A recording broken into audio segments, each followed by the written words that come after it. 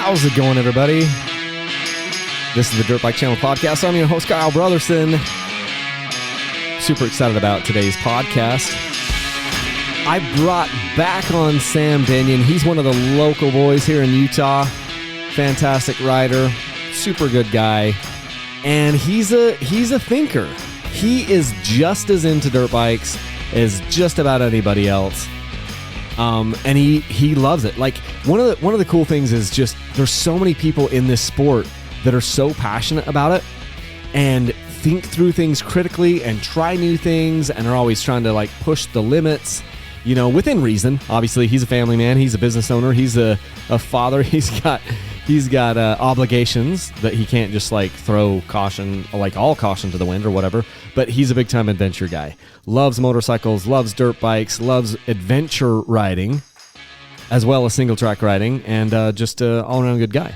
So it was nice to have him back on the podcast today. We talked for almost a couple hours here, and it was pretty cool. We talked everything from a Himalaya trip that he almost got to go on and is going to postpone until next year.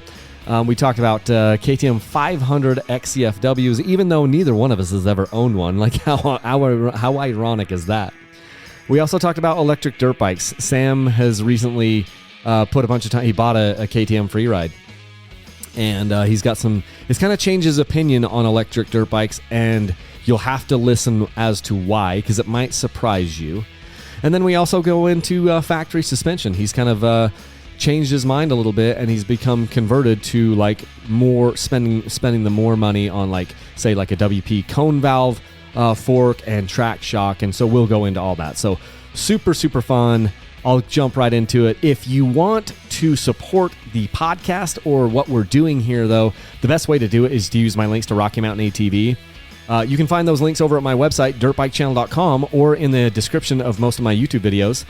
Also, if you're listening to this podcast in the month of September, as I'm recording this, it's September 2nd, 2022.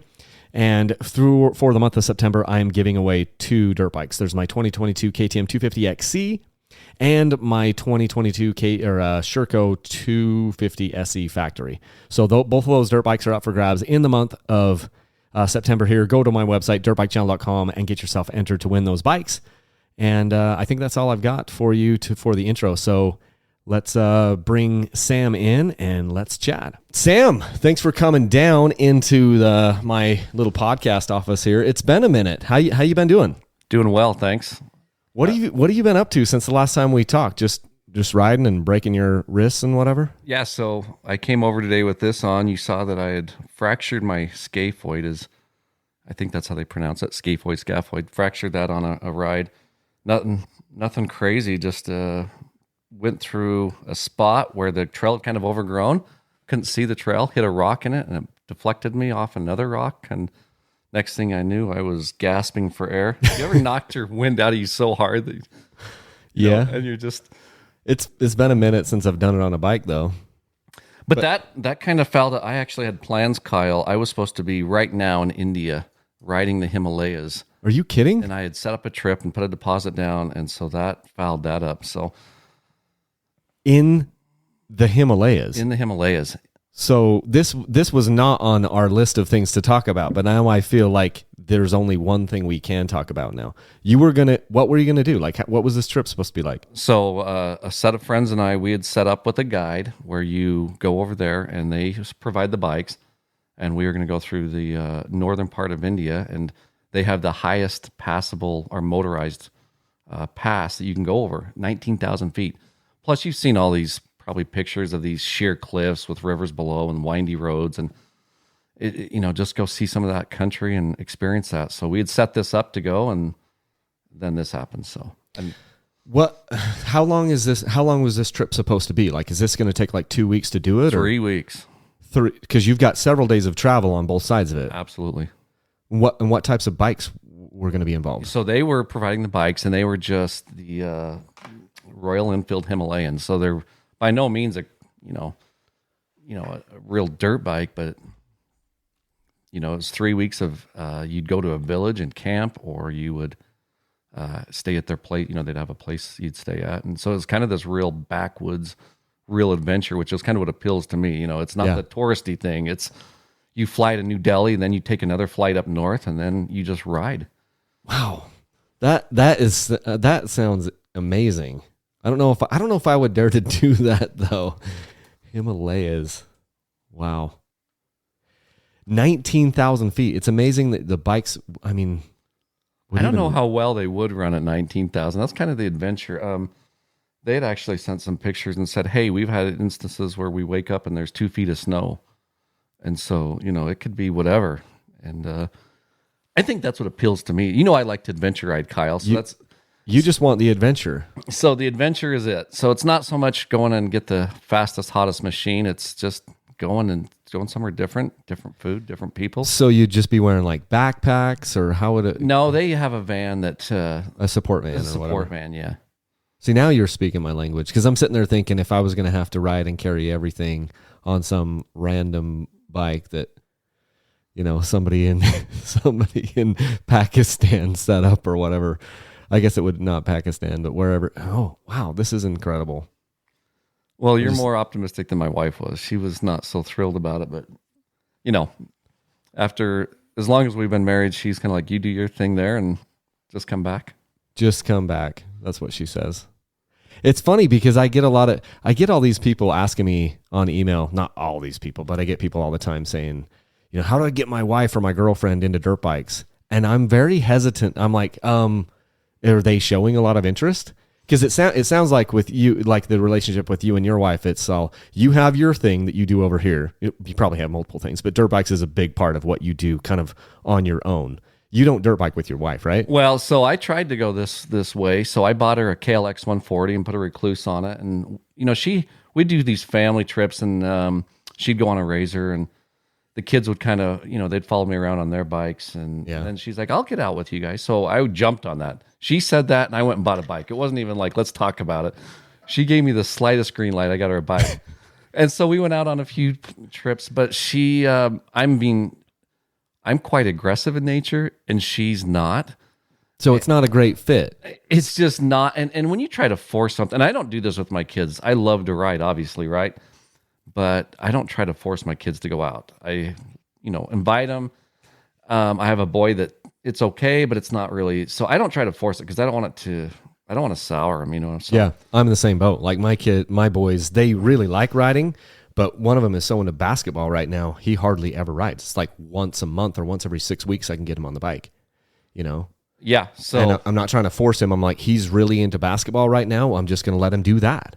Hopefully it's something that he'll want to do when he's older and spend time. But if not, it's not going to be my condition to spend time with him by any means. So, yeah. Anyway, my wife, she tried it, and I appreciate that, but it's just not her thing, So she does tennis. I do dirt bikes, and we have found that we each have our thing. We support each other. Just, I encourage her to do tennis. She lets me go to the Himalayas, or almost did until you broke your wrist or whatever. Until that happened. What was that bone you said? A scaphoid or scaphoid. I don't know how. Scaphoid. Mm-hmm. So it's just a fracture, but it's one of the carpal bones there in your wrist. And so did the other guys still go on this trip? No. Fortunately, it was. They just said, let's push it back a year if he'll do it, and the guy did. The guide in India said, yeah, we'll push it back. Had you already paid or put money down or something? Yeah. Oh wow. I haven't paid for all of it, but we all put deposits down, so it was a for real thing. Huh. It wasn't just like, let's go. And did you get a referral from somebody that had already been? Or no, it was something we've researched. I've looked at several trips. I've gone to Baja and stuff several times, and I was going to do a trip in Italy and take my wife actually and ride during the day and then, kind of. So I've this stuff appeals to me, but this was a trip that the one friend had found. He said, do you want to do it? And I'm like, yeah. That's so cool. The internet, I mean, obviously the internet has changed everything. The fact that I've been able to make a living making dirt bike videos is evidence of that. But just to sit there and say, you met some guy in the Himalayas and you're going to go do a tour with him on motorcycles and it's just okay. It's just like a casual thing. Like, yeah, we, researched this guy and paid him a deposit and we were going to go risk our lives with him. I mean, it's just the internet has changed everything where you can just he's got this business where he's getting random people from Utah and probably everywhere else coming to ride the Himalayas with him. It's an incredible thing.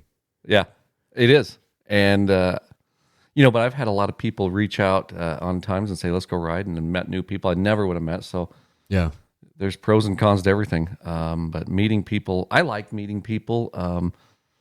So for me, there's that thing that's an exciting thing to just go see this new culture, new experience. Yeah. Ride bikes while you're doing it. Yeah. Have you seen, you probably saw like Adam Reeman's, he's done several videos like the Motology series or whatever. For sure. Or like Himalayan Hero. Mm-hmm. He did that with his dad like 10 years ago or something. He did. Is this a similar type deal you go do? It is very similar. Uh-huh.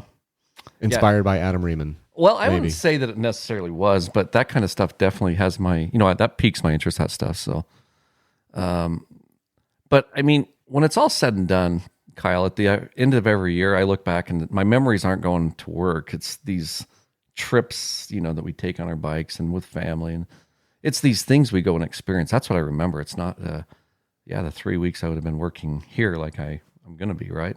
Just don't remember any of that. Yeah, I feel like I don't remember anything. I swear I forget 98% of the stuff that has ever happened to me, and I get around people that I used to spend time with, and they'll sit there and tell me stories, and I'm like, that sounds vaguely familiar, and it sounds like something I would do, but my memory's horrible. I don't know. It's getting worse, I think. Maybe it's just the amalgamation of all the different experiences that we've had in our lives, and our brains, at least my brain, is trying to cope with it and trying to okay, we don't need this memory, but we'll hang on to this memory. I don't know. It's a thing. I'll say this before I move on, though. There's this thing about, it's not just dirt bikes, although dirt bikes do such a good job of it, but when you have this nucleus of the same hobby, like for my wife, it's so much easier with her to make friends around her tennis group, because they all do the same thing, and it just naturally works better. But when you all go dirt biking together, it just seems like it's really easy to, for the most part, make new friends. Yeah. Not always. Some of it is because some of the time that you do these trips or whatever, you have some very interesting or I don't know, traumatic isn't the right word, but you have some harrowing experiences sometimes. It's almost like, you go to war with somebody. Man, I don't want to characterize it like that. But sometimes it is. Sometimes some of these rides that you go on are kind of like a little bit of a battle. And then you come out of it on the other side and you're like, hey, we did that together. For sure. Creates a bond. I don't know if you have that same thing in tennis. I've never done tennis. But no, I think it's healthy though to have things that you do, and then things that your spouse does or your girlfriend does that are separate from each other. And then there should be some things that you want to do together, I think, but it doesn't have to be dirt bikes. And that's what I am trying to sometimes tell people online is, hey, if your spouse or your girlfriend is really, really showing interest in this, then yeah, let's do this, this, and this. But make sure they're driving that conversation and it's not just you. Because the last thing you want to do is push something on somebody that they don't want to do. Because this sport is intense. It's scary. It's intense. It's expensive. It's all of those things. And make sure you're not just pushing your agenda on them, because that might not be the best thing for a relationship in the long term anyway. Yeah. I agree. So sometimes I'm jealous when I see, these couples that go out and ride and they seem to, like, I wish my wife would do that at times. But the reality of it is, I think for most of us, it's probably not that way. Yeah. So tell me, we're going to talk a few things here, but I wanted to start off on this KTM 500 thing. So to give the third chair or the listener a little bit of context here, Sam and I'm going to have to look back and see which episode of the podcast it was. I haven't done a lot of these podcasts recently, but Sam and I did a podcast maybe a year and a half ago. I think it's a year and a half ago. Somewhere there. And then he reached back out to me. He's like, hey, Kyle, I got some ideas.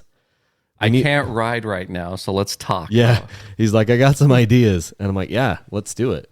So KTM 500 XCFW. We want to talk about, there's a few things we're going to talk about. We want to talk about the KTM 500. We want to talk about electric dirt bikes. And this should be pretty spicy.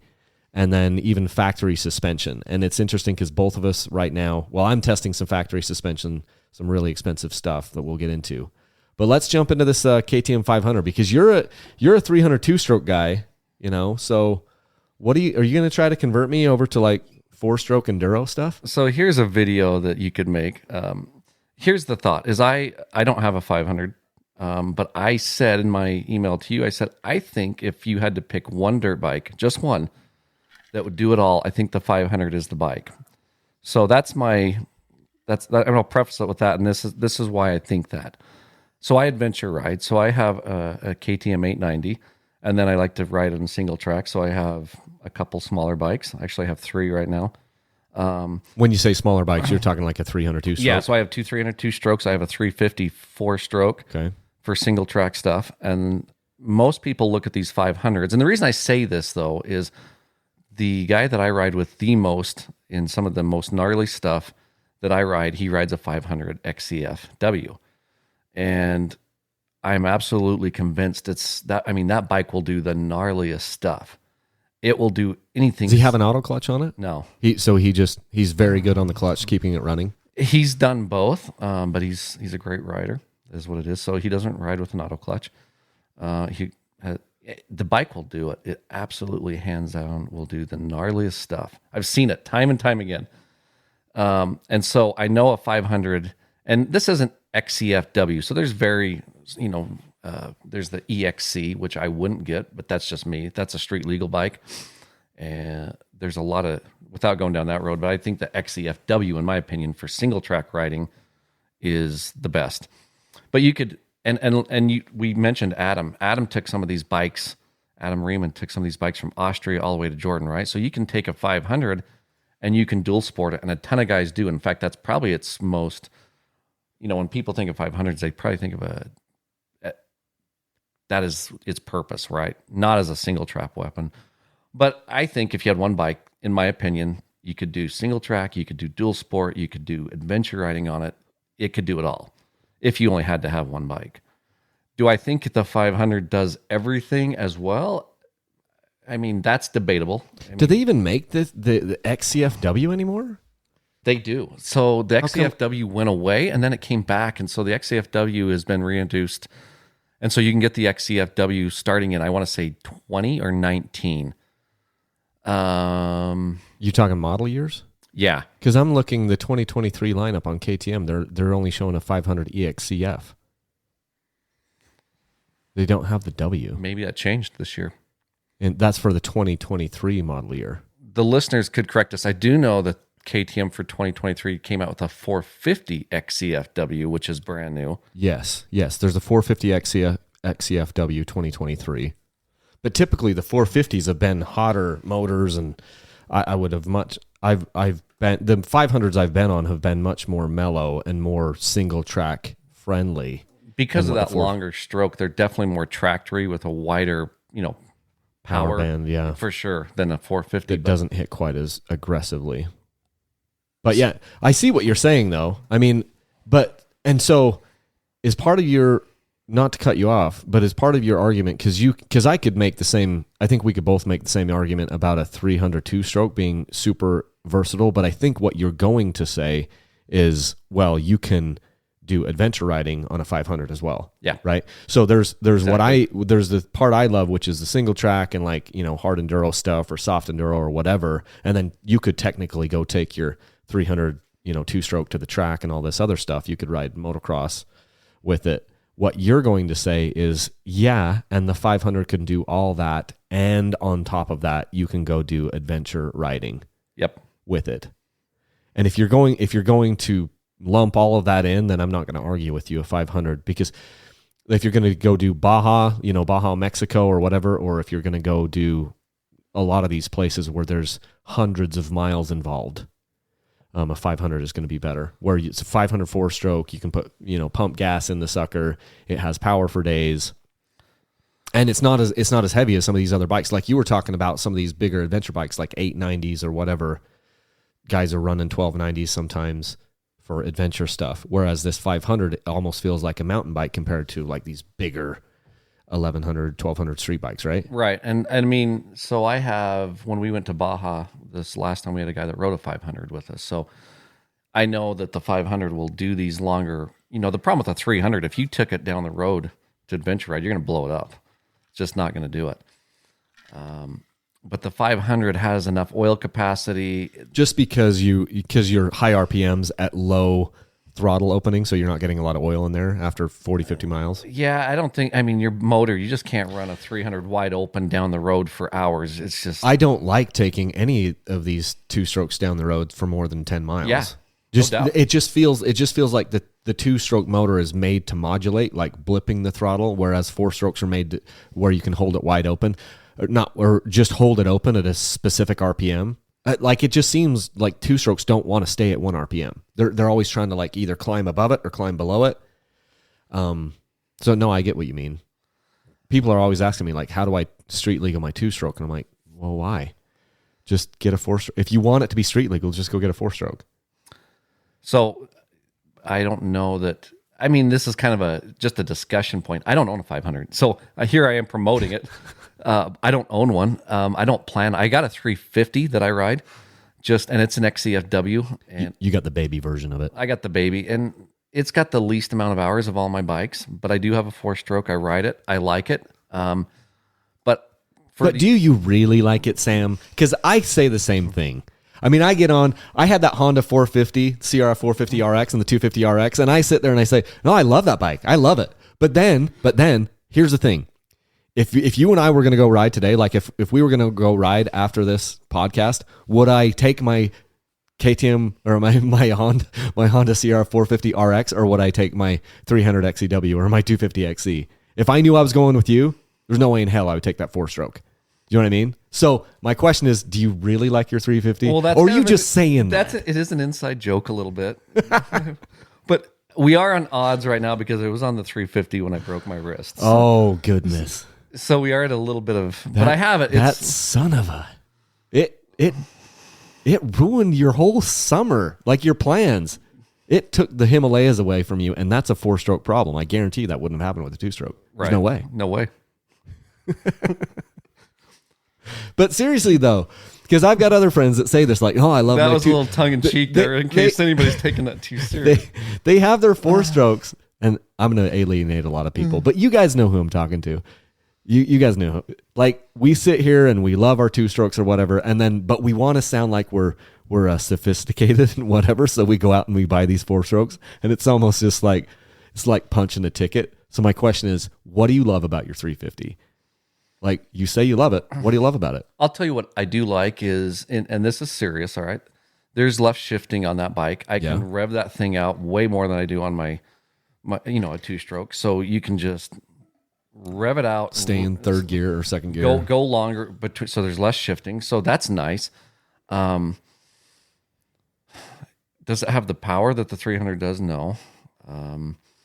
I always had this vision, though, that I would take it to Mexico and do some single track down there because it'd be a little more adept probably to get on the roads and run lighter, wider open, longer stretches than the two stroke. Yeah. So it's in the reserve for that trip. If that trip ever happens.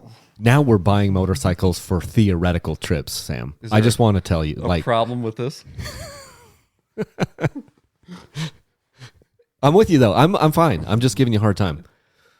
So it's a bike for a theoretical trip. So, okay. And part of this is I really wanted to do a video where Jeff and I, who rides this 500, kind of compared a 350 to a 500. I am of the mindset, though, that the XCFW is a much better trail bike versus the XCF. So you're going to see a million 350 XCFs out there, which is, a good cross-country, bang through the whoops kind of bike. But if you're going to do trail riding, I would if I had a friend that wanted a four-stroke, I'd say, get the XCFW before the XCF. Harder to find. Yeah, they didn't even do it in 23. They don't have a 350 XCFW. They only have the 450 XCFW for 23. I wonder what's going to happen with that motor, if it's going to be a little easier to ride. The 350? No, the 450, because they didn't do the 350 XCFW. I think it probably will. The 350, I think, here's the thing is, I think it's a little lacking on the bottom end, but it's still very capable. Going back to the 500 thing, though, is I just promoted the 500, right? I don't have one, but I wouldn't say a 500 is the best bike for a new beginner. So sure, I wouldn't go say, go buy a 500. I'm just simply making the point from my standpoint. If I had one bike, the 500 would be it. The 350 would probably be a much better, starting bike for a 4-stroke, especially the W with the wider, Yeah. It's a versatile bike. I think but I guess to hammer away finally on the final point is I think the 500 doesn't get the credit it gets or could get for being a single track bike, because it will do it. Yeah, it will. I mean, the several guys that I know that have done the Tour of Idaho, which is an insane endurance thing. They do it on 500. Well, a lot of those guys have done it on 500 4-strokes, either like a Husky 501 or a KTM 500 EXCF or whatever, EXCF or XCFW. They're great bikes, and so many people love them. And I need to get one. I've ridden Peoples when I go riding with them. I've put time on them here and there, but I haven't owned one yet either. It's hard though, because you're going to think, how does this feel compared to my 250 or 300 2-stroke? And they're different machines. They just are. Yeah. But that's I'm used to doing that, because I just got off those 2 Honda 4-strokes, and I can appreciate them for what they are, And there are certain times, like I was down at Green River, Utah, which is, for those of you that don't know, it's desert terrain or whatever.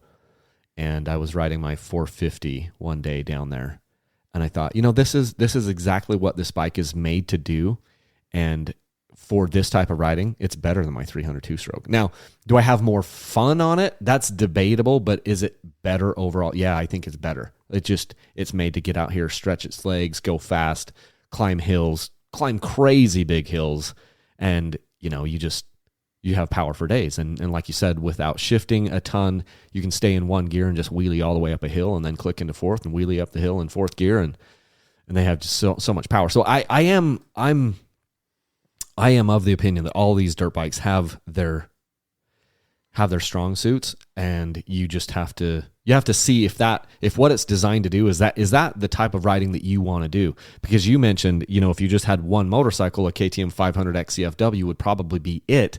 But what we have to do is make sure that we give the proper context, which is to say, you like to do a huge variety of riding on motorcycles, some of which is on-road adventure riding. And if you mix all of that in, I do think you've got a point where the 500 would be, it would be hard to beat if you had. But I don't think you're the type of guy that only wants to have one motorcycle. No. And so what you've done and what I have done and so many of the other listeners have done, if you're in a position of, a little bit of financial, like you have a little bit of runway at the end, you got some disposable income. What happens is we end up getting different tools for the job. And so you've got some really awesome adventure bikes, and you've got some really awesome single track enduro bikes, and you may even have a track bike. I'm probably going to get a track bike because I've got a son who wants to go to the track. And I was taking my Honda 250 RX, and I'm like, I should just get a YZ 250F, so I can go to the track with him and have a purpose built bike for that discipline. And that's how my brain works. I don't love this. I get the concept that you're saying, like this would be the best all around bike, but in my head, I'm like, yeah, but I'm then giving up in all these other areas, and I don't want to do that. I think that's really well said, and I agree with that totally. That statement. So, and its fact is, I don't have a 500, and I have several very purpose built bikes, right? But for the conversation of there you have, and do you know who would be really happy right now? Do you know who would be smiling right now? Mike Spurgeon, talking about the 500 being the Mike, best. I bet Mike would be like, yes. Mike, if you're listening to this, we need to do another podcast. You probably don't listen to my podcast, Mike, but listen, I either need to come down to Vegas or you need to come up here. We need to do another podcast. Here's a little plug for Mike. So the 350, back to that, right? I got the 350 and I put a Takamoto ECM on it, and I had problems with it. And I reached out to Mike and said, I'm having problems. Mike came through Salt Lake on a different trip. It wasn't just for this, but he came through, and he said, he stopped by. He came by my shop and came by and brought another ECM and just, I was really impressed with that. You know what I mean? That he went to that effort. So Mike, plug for Mike, and just his, he loves his customers, right? And he does. That was really cool to see him show up with another ECM and try to work through this problem. Yeah. I don't have anything bad to say about Mike. He does a great job, and he's super passionate about dirt bikes and what he does. And he's big time. He's a 500 guy. He knows those bikes inside and out. He uses them to their, some of their fullest potential. And then he's got a bunch of cool stuff on his website. If you go there, takamoto.co, Takomoto.co is how you find his website. But yeah, Mike's a cool guy.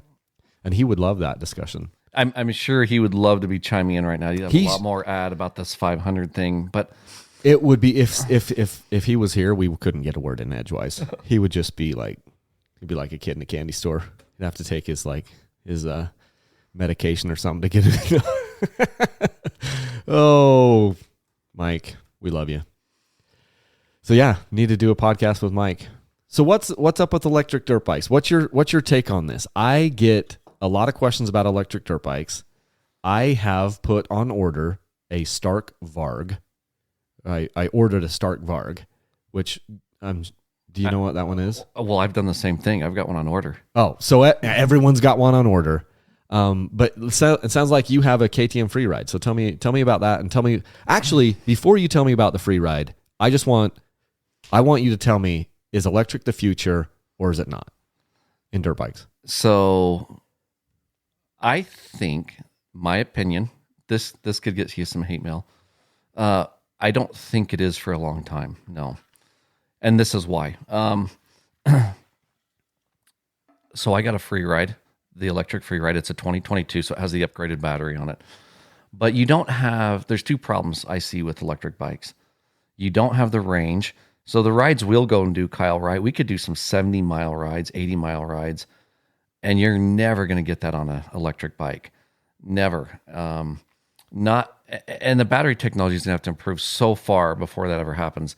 The big difference between electric cars and electric bikes is with electric car, you can add more batteries. And it doesn't matter how much it weighs. Yeah, but you can't, every pound you add more on a dirt bike adversely affects that bike a lot. Yeah. And so there's a point of diminishing returns. You can only put so much weight on there, and that's it. Otherwise people aren't going to buy the thing. Right. And it will handle, they're heavy. So, and the other problem I see is clutches. I'm so glad that you're saying this. Have you heard me on my rant about clutches? We've never talked about that. I mean, you and I have never had any of this conversation. So after having an electric bike, and I've had it in Moab, I've had it all over, I can tell you that it will not do hard enduro stuff. Now, if you're going to do motocross stuff, like the electric Varg is designed, that's different. And even then, there's some riders who use clutches on their motocross, but that's still a different power delivery. You cannot get the finite control that you need on the electric bike without the clutch.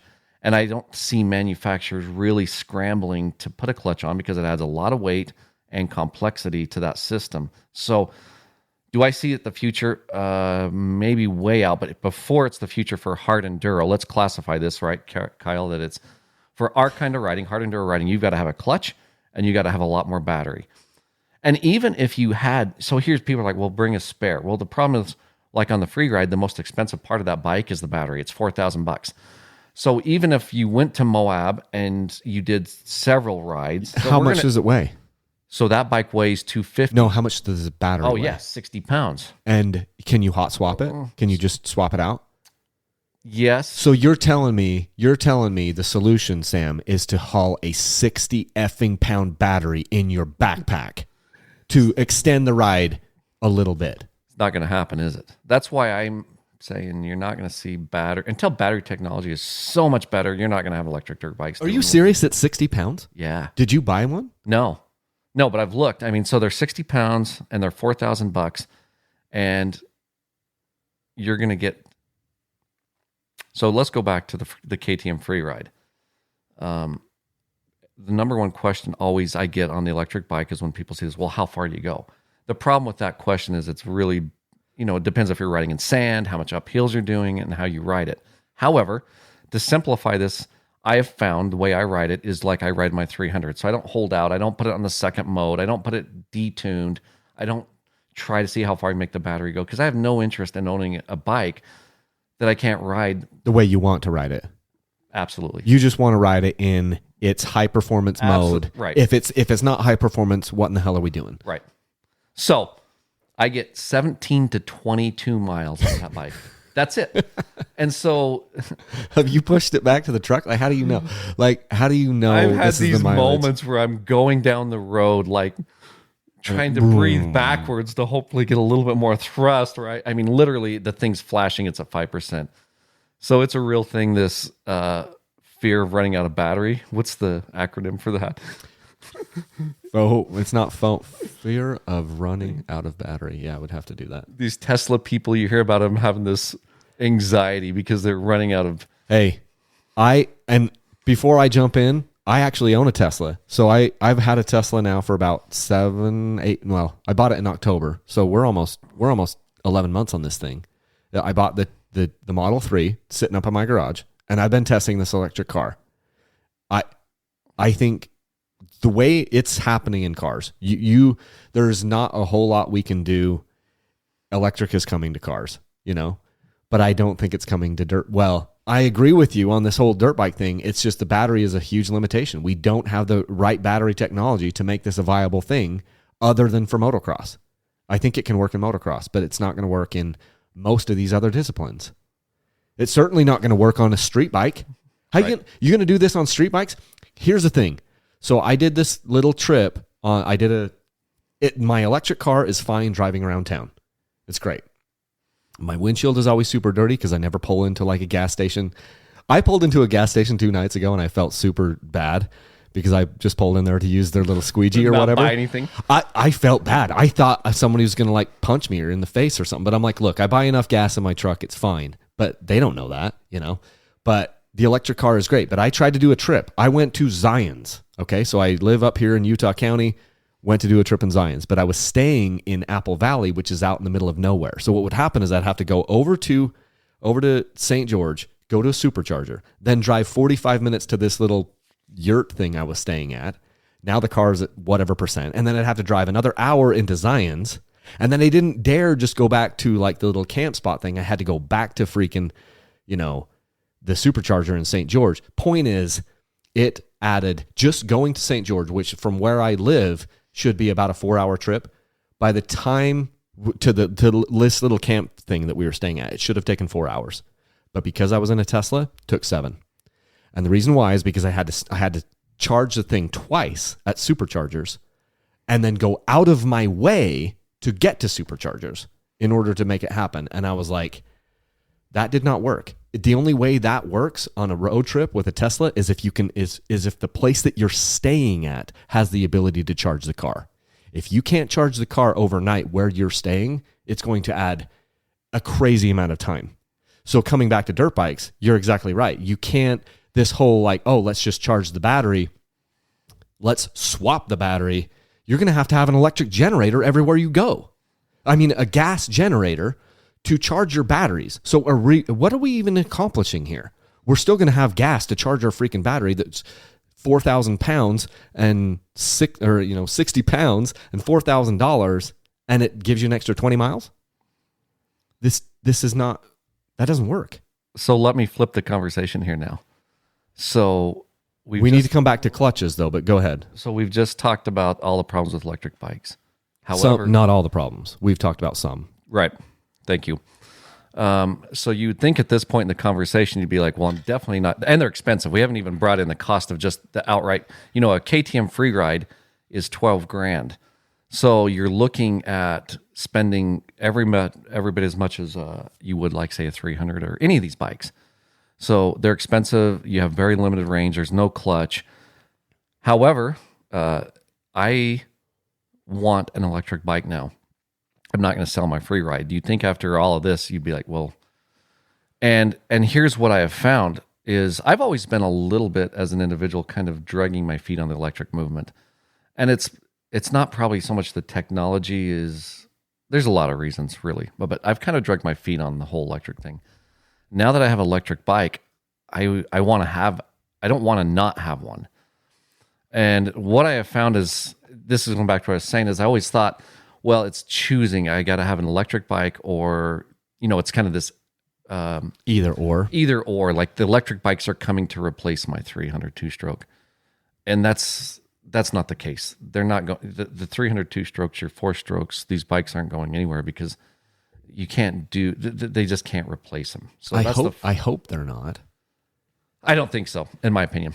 But the thing I found with the electric bike is it's a whole different riding experience than I've ever had before. Totally different. So you can hear the drone behind you. Have you ever heard the drone flying behind you? I hear it all the time because I've got a Skydio and it's like right by my head sometimes.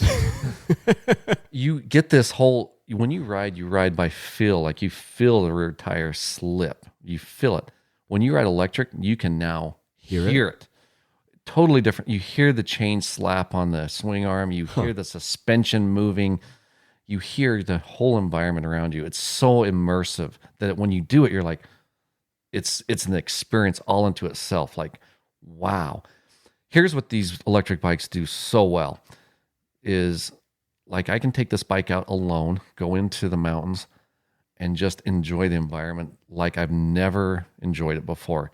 I'm not doing hard enduro on it. Now, this bike is still capable. I can go over a 3-foot log on this bike. I can still do things on it. Even though you can't double blip. So you're kind of like hamstrung because you don't have the clutch. You're doing it all with throttle control. You're doing it all with throttle, and you'll find that the throttle is very... it's hard for me to explain, but like it doesn't grab traction like I can on my 2-stroke. It's not as good. Like it will and then all of a sudden just spin.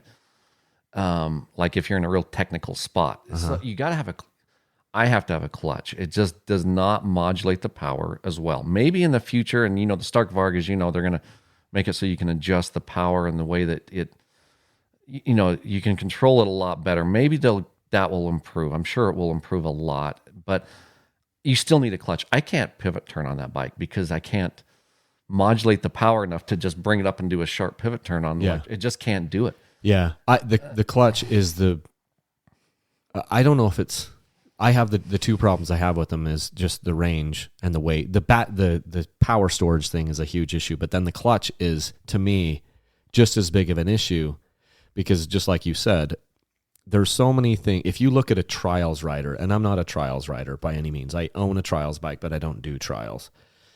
None of the things that a trials bike rider can do are possible without a clutch. If you go Google Tony Bow or Boo, I don't know how you pronounce him, or just do Google some trials competition right now if you're looking at this. And you will watch these motorcycles and these people do things on these bikes that look like they're defying gravity. If you ever want to make yourself feel bad about your riding, go watch Tony Bow and then... Yeah. And none of this is possible. Okay, but that's trials. Okay, so whatever. It's a different discipline. We're riding off-road. Now I want you to go look at what Graham Jarvis does. Watch some of his stuff. I want you to go look at any other hard enduro rider, right now, Manny Lettenbichler or Johnny Walker or Cody Webb, insert anyone here. All of those guys are doing things with their motorcycles that are not really possible to do without a clutch. Absolutely. Because what we're doing is we're storing power in the flywheel and then releasing it at a certain time, or we're modulating power to the ground. Like the clutch is about modulating when the power hits and how much it hits, and giving us like the most dexterous or whatever, the things that we have the most control on our bodies are basically our fingers. We have extremely finite control with our fingers. We don't have as much finite control with our wrist.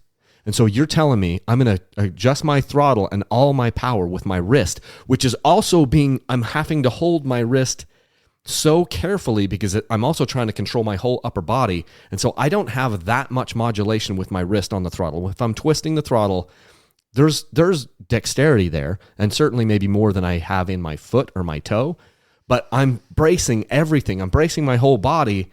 I don't have that much modulation. If now I have the ability to squeeze my clutch with my left index finger, I have now, exponentially increased my capability to deliver power exactly when I want it to, because I'm using two different hands to do this. And I would submit that your left index finger on that clutch is doing more for the power of the bike, or at least as much of the power of the bike as your throttle hand is. And we're able to say when we want the power to hit the ground. If we've got a little bit too much power, we can just modulate. You can pull that back in and build up this energy. You're storing energy in the clutch. And people will sit there and say, and this happens every time I talk to somebody about an electric dirt bike. They're like, well, you don't need a clutch on an electric dirt bike because you have all the power at 0 RPMs. It's an electric motor. It's got All the torque it's ever going to have at 1 RPM or 20 RPMs or 500 RPMs. It's got all the power. I'm like, this isn't about power. It's not about having just the torque through the entire, torque curve. It's about modulating and giving it when I want it. And I just think it's a huge, massive, monumental oversight from these companies that are trying to make these electric dirt bikes. And I guess most of them are just focusing on motocross because it seems like the easiest thing to do.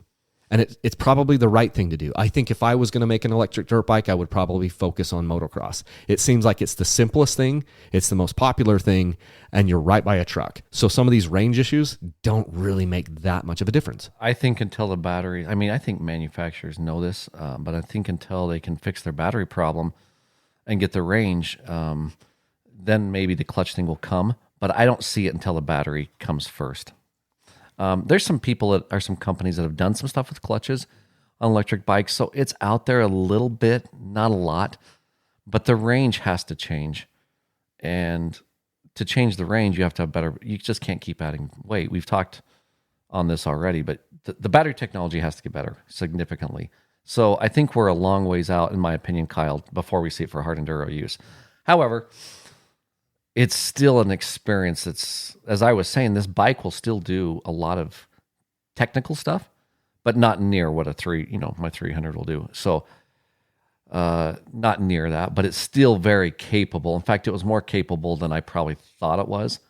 But going out, riding this thing it's not silent. People say, oh, these electric things are silent. They're not silent, but they're very quiet. They have a whine to them. It's an experience and when you do it, you're like, this is cool. This is really cool. You come across, where I live up in the mountains more, I come across a lot more animals. You go out at dusk on this thing. It's amazing what you can, because you're going fast. You can cover a lot of country and you can come across a lot of wildlife. So this immersive experience outside is really cool. Listening to the suspension work, the chain slap the swing arm, the tire as it spins and breaks free, it's a whole different thing. So it's really fun. I like it. So for me, I guess in short now, the electric thing is, I've switched gears on it to where it's like, I think it's cool, but it's its own thing now, right? So now it's like I have my 300s and then I have my electric bike for its own little niche thing, its own experience. And it's fun to go with other guys with electric bikes where it's quiet. And I've done that. So it's its own experience is what I'm saying. But it's not, I've gotten out of this mindset of, is it here to replace my 300? No, it's not going to, not for a while. Maybe a decade or more. Maybe never even, Kyle. It's funny because if you look on Starkvarg's website, they talk about the battery. Here's what they say. The range is similar to a full tank of gas on a 450. Easily accomplishing a full heat in MXGP, which is it's a series, like a motocross series in Europe, or over 6 hours of trail riding. Full recharge in 1 to 2 hours, depending on the charger and outlet. And I have said this many times. I will be surprised if they can actually live up to the promises that they've made. They're saying that you can do a 6-hour trail ride. And my question is, okay, how long are you sitting there? Are you telling me that you can ride 6 hours on that battery in an actual trail situation? And I'm sitting there going, I will believe it when I see it. Well, and it depends on how you ride it. So most of these claims are all made in a very detuned status and flat, or more or less flat stuff. Now you go put this thing in the sand and you ride it like you would your 300 in some sand. I mean, it kills those batteries so quick. Yeah, this is just it's a milliamp hour thing. I mean, the way some people have put it to me, like, Kyle, this is a math equation. You can tell how much milliamp hours is stored in that battery, and then you do a calculation and say, how do you get to 6 hours of trail riding? Well, you do it on this crazy low output of, you can just, how long do you have to draw? What's the amount of amperage or whatever that you would have to draw that battery out to make it last 6 hours? And it's not enough amperage to actually do the type of riding that you and I would want to do.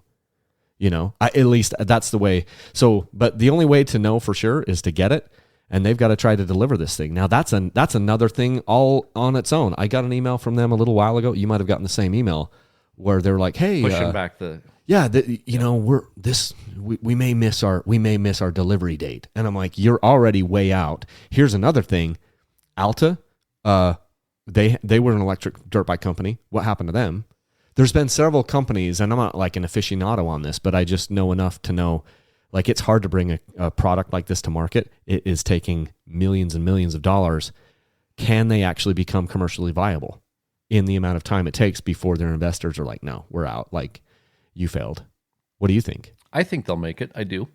What makes them different than some of these other ones? Like, say, Alta. There was a lot of people that said this Alta Redshift bike or whatever was amazing. I've heard motocross racers say it was awesome. Why, in your opinion, is Alta Stark going to be different? Tangled up with some litigation situations. With like Harley or something? They did, and then, they got in a position where they couldn't, they got tied up litigation-wise. So they made some mistakes probably as a business. That's a real short summary of it. So I think that Varg, yes, I think they will, in my opinion, will make it. But what's your definition of make it? Bring the bikes to market, or will they actually become a force in the industry? I think they'll bring their bikes to market. I don't know if they're going to be a force in the industry yet. When you ride the bike, though, it is, the electric bike, and you get on, and the acceleration is a whole different. There's an appeal to it. So I think that because you're not shifting gears. What do you mean by that? Well, say more. Yeah, when I ride this free ride, and the free ride doesn't have near the power that the Varg's going to have, not near, but it still has. Did you order the 80 horsepower version or the 60? I figured. Go big or go home. If knowing what you know about me, what do you think? Well, the thing is, if I was going to tell people, you can dial it back, right? That's what I thought. Well, that's what everyone says about the 450. Everyone's like, well, I'll just get the 450 because I'll just use a little throttle control. So I felt like kind of stupid ordering the 80 horsepower version, knowing this is like 20 more horsepower than I've said is way more power than you'd ever need on a dirt bike. So I feel kind of sheepish saying that, but you did the same thing. I did. Why? Why did we do that? We don't need 80 horsepower, Sam. Absolutely, we need all of 80. And oh my gosh, no, we don't. I figured this is probably a moot point, but I kind of figured if I went to sell the thing, it would be easier to sell an 80 than a 60. Totally. So a lot of it was based on that, the fact you can dial it back. And I mean, I think 80 horsepower is a wonderful way to break both your wrists. I think it's a very good way. I think it's a way to break a lot of things, including my ego. I can tell you what I think that the EXC is rated at 25 horse, the one that I have. And that is crazy. Like, I raced a guy on his Beta 300 in Moab on the road on mine, and it beat it. You beat him? Yes. Like in what? Like a 50-yard dash or what? Yeah, so he took me in the long run. But right off the bat, you just jumped him. I beat him because I don't have to shift. It's just all you got to do is pull the thing and go. Well, this happens in my little Tesla because I've got a Model 3 and it's the performance one. And I'll get up to a stoplight and some dude on a bullet bike, like a freaking what are they called? The Yamaha R1 or something. Yeah, the R1. A dude will roll up on an R1 and I don't even notice it because I'm just like, I've got my freaking 5-year-old in the back in the car seat. And all of a sudden, I'll notice there's a bike to the side of me revving its motor. And I look over, I'm like, oh, 1,000? This should be fun. And then the light turns green, and bam, just smash him off the line. Yeah. And I'm up to 50. I let off the gas because I'm not going to speed, And then he passes me. And I'm like, oh, that was really cool that you were able to pass me after I got to 50 or 60 miles an hour. But I wasted you off the line. There is a certain appeal. And this isn't even the fastest Tesla. Like, if you get a Model S Plaid or whatever, 0 to 60 in 1.9, my car does 0 to 60 in like 2.9 or something, but it's still sub 3 seconds. And so there is an appeal to electric motors, but okay, so you beat this guy on his 300, but then what? So, well, yeah, that's just it, right? Then what? So, I mean, these things accelerate. So I was going to say the 24 horses or whatever this thing is, and then you're going to compare it to an 80. I mean, these things are going to be nuts if they're really 80 horsepower, right? They're going to have some good software to modulate that, though. And I think they're going to do that. Because I don't think you'd be able to use 80 horsepower at a dead stop. You'd just flip the bike over. Yeah. Right? I think so. I mean, if you're on pavement, you're going to just wheelie right up. I mean, but the acceleration on this is fun. There's no doubt about it, like you're saying. And I mean, you get out and you can just come around a corner on this bike and goose it, and they just accelerate so quickly. Part of the problem, though, as we mentioned, is you can break traction with them when you don't want to, and that's a problem with electric. Even on your free ride, you're braking at the 23 horsepower or whatever, right? Conversion, whatever it is, you're braking horsepower or you're braking traction when you talk to more about that. So you're getting some wet, slick stuff where you'd use the clutch to modulate through some stuff, and it will just spin. And it says on KTM's website, it says it's 12 horsepower rated output at 4,500 RPM. 12 horsepower. What did you say? I think I've read it's 24. There's no way it's 12. It's regardless. Oh, yeah. No, gotcha. Max power is 24.5 horsepower. It's funny because they do a rated output at 12 horsepower at 4,500, and then they say max power is 24.5 horsepower at 5,000 RPMs. I really wish, though, getting back to this, that the Stark would have a clutch. I just wish that the bikes that that we've ordered would have a clutch. I think that would make them a lot more. Oh, I would be totally excited about it. I could get over, because here's my thing about, like, okay, batteries are a limitation, and there's very little that Stark can do about battery technology. They have to wait for Elon and some of these other people to figure that out.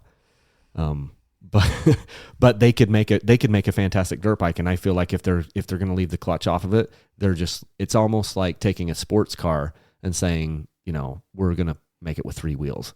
I just, that's how strongly I feel about clutches. It's like, let's go make Ferrari made this new awesome sports car, but it only has 3 wheels. It's a tricycle. I'm like, so it isn't actually a car. You're just making a freaking trike. I know that the analogy doesn't hold that much water, but that's how strongly I feel about clutches. If you're going to do it in motocross, yeah, there's a lot of people that are saying, hey, don't even use your clutch. So I get it. I can totally understand why they don't think it's a big deal. But I hate the fact, are these Stark Vargs, are they going to have, are they going to switch our brake and our clutch, our clutch controls? Is that something that happens on your free ride? So what did you, so talk a little bit about that, because on a dirt bike, your right hand is your front brake and your right foot is your rear brake and your left hand is your clutch. What is it on your free ride? Did they swap those over kind of like a mountain bike is? It's like a mountain bike. So on a mountain bike, your left hand is your front brake. They have the left hand as the front brake, and the free ride is the same way? No, the free ride is left hand is going to be your rear brake. Oh. So on my mountain bike, I actually swapped my controls. So my right hand is my front brake, like my dirt bike, right? So I just swapped that. But on the free ride, I put a foot control on it, and they don't make a kit, but I cobbled up my own kit, and you can do that. So my rear brake is my right foot, because I don't have my muscle. I didn't want it to mess with my muscle memory on my clutch. I didn't want to start hitting the brake when I was on my 100%. So I swapped them over. I don't like that. But the Stark Varg, you have the option when you order to make it the handbrakes, which a lot of people like. That's fine. This is just what works for me, but I don't have the muscle memory, and I don't want to mess with my muscle memory to where if I'm on a dirt bike, I want it to ride like a dirt bike. So my Stark Varg I ordered with the foot brake, and they give you that option. Yeah, which I think is cool. I'm pretty sure I did too. Let me just go back to it, because I don't want to have the same things. I don't want to be confusing myself. Yeah, so I got the 8 here's, and this is the thing. It's $13,100 before it's even shipped or before tax. Rear foot brake. I did the rear brake on the foot. Side stand is included. 18-inch rear wheel, 80 horsepower. Suspension for your weight. It's been a minute since I ordered this. So I told them I was between 165 and 176 pounds. And now you've put 10 pounds of muscles on. So yeah, I have. But I weigh a lot more than that when I'm riding, because I've got freaking a 20-pound pack on. I would guess, I'm going to have to actually do this, but I'm guessing by the time I have all my gear on and my pack on, I'm at least 35 pounds heavier. Yeah. Because I have almost a 20-pound pack, depending on how much water I'm carrying. I'm between 17 and 20 pounds just on the riding pack. I'm carrying tools, I'm carrying emergency equipment, I'm carrying 3 liters of water, and then between your boots, our boots are probably I can't remember, they're almost like 7 pounds. Just boots. You know what I mean? And then your helmet, all that other stuff. So I'm 35 to 40 pounds of gear. So I wonder if that means this isn't going to be sprung for my weight, because they think I'm just going to go motocross this. Maybe I should have said way heavier. I think on mine, because I assumed the same thing that they had assumed it's for motocross weight. You know what I mean? I might have to. So I went them. in and I put mine in for heavier. I probably made a mistake on that. But I'm going to have to. Hopefully they reach out to us at some point and say, hey, let's finalize your order. Does this all look right? And at that point, then I could say, let's put this up for somebody who's 200 pounds. So for the average person, Kyle, though, here you brought it up 13.1. This is pre-delivery. You're going to spend a lot for this bike. And this is not going to be your primary bike by any means. The Stark Varg is going to be, do I dare say a novelty? I mean, for me, the electric bike, I want to have them, as I said, but it's its own, for me, niche. It's its own ride experience. It's its own thing. It can't and won't replace, if I had to sell all the bikes, the Stark's going to go probably first, right? Because it fulfills the least amount in my life of what I can do. But I wonder if, and my hope is that this will be enough of an aggressive motorcycle to where you get the Stark and then you lose almost all interest in your free ride. That's what my gut feeling is going to be, is that if or when Stark Varg gets delivered to Sam Bennion's house, you will ride that thing and there will be some deficiencies and you'll wish it had a clutch and you'll wish it had better range. But I'm guessing that it's going to be, because the problem that I've seen with the free ride is it's kind of like 3/4 of a dirt bike. It's a smaller frame, it's smaller forks, it's smaller brakes. Like all of the things on it are basically from like a KTM 85. Like it's similar brakes to what my sons are riding with, and it's a smaller fork. Instead of a 48 millimeter fork, it's a 43 millimeter fork. So it's almost like it's just for a teenager or for having. Maybe I shouldn't say this, I'll piss a bunch of people off, but it's almost like a woman's bike where it's just built smaller for smaller people. But it still weighs, what's crazy is it still weighs 250 pounds, right? Yeah. So it's. But this Stark Varg, I think is basically, I think what they've tried to do is said, okay, let's make the best motocross bike we can make and also make it electric. And so I think that for people like you and I who are a little bit more aggressive and a little bit more into it, we'd probably feel more at home ergonomically. And like just from a performance wise, I think we'll feel more at home on a Stark Varg than maybe we would on this KTM free ride. But it'll be interesting to see how much of that translates over and if you really do fall in love with the Stark. Because it sounds like you, despite all the deficiencies, what I'm hearing you say, Sam, is despite all the deficiencies and all these things, you still really like it and you want to have an electric bike, which is interesting. And I think it's an intellectual, honest conversation where you can say, this isn't going to replace my bikes, but it offers a different experience that I like and I want to have. So my question then is the Stark Varg going to improve upon that? Or is it just going to be like, meh, My hope is that it would, and that's fully what I'm planning, is I'm not going to have two electric bikes. I'll sell the KTM when the Stark comes, if it lives up to what it should. One thing I will say about the KTM, though, you brought up a point about the bike, and it definitely has its deficiencies. The softer suspension, the weaker brakes, and a few things. The reason I even got the KTM, though, just a plug for it, was I was looking at maybe getting a Sur-On. You know what those are, Kyle? Yeah. And so I was kind of looking at, let's get a Sur-On just to play around with and whatnot. And I ran into a guy riding who had one, and he had spent literally $10,000 upgrading this Sur-On to make it better. He put the bigger battery on and the better suspension, better brakes, and better wheels. Put $10,000 into the thing.